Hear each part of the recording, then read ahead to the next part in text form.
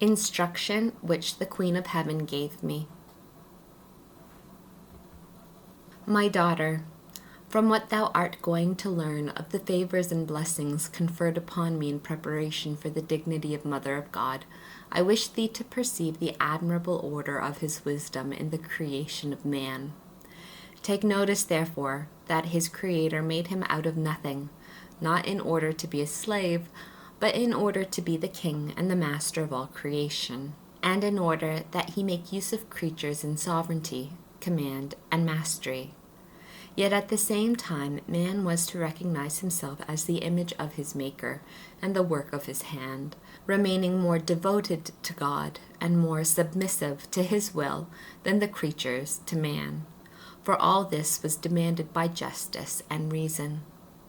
And in order that man might not be without information and knowledge of the Creator, and of the means of perceiving and executing his will, he added to his natural light a greater one, more penetrating, more limpid, more certain, more free and extensive, namely, the light of divine faith, by which man might know the existence of God and of his perfections, and conjointly with these his works. Furnished with this knowledge and dominion, man was established in good standing, honored and enriched, having no excuse for not devoting himself entirely to the fulfillment of the divine will.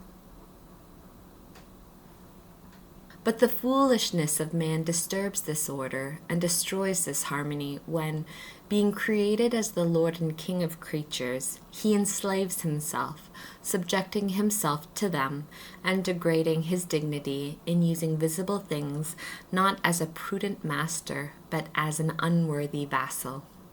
For he debases himself beneath the lowest of creatures by losing sight of the fact that he is their superior. All this perversity arises from the use of creatures not for the service of the Creator through well-ordered faith, but for the indulgence of the passions and the delights of the senses. Hence also arises man's great abhorrence of those things which are not pleasing to the senses. Thou, my dearest, look faithfully toward thy Creator and Lord, and in thy soul seek to copy the image of his divine perfections. Lose not the mastery and dominion over creatures. Let none of them infringe upon thy liberty, but seek to triumph over all of them, allowing nothing to interpose itself between thee and thy Creator.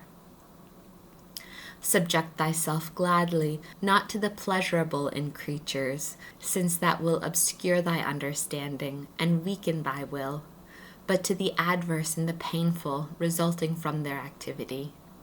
Suffer this with joyous willingness, for I have done the same in imitation of my Son, although I had the power to neutralize their molestations and had no sins to atone for.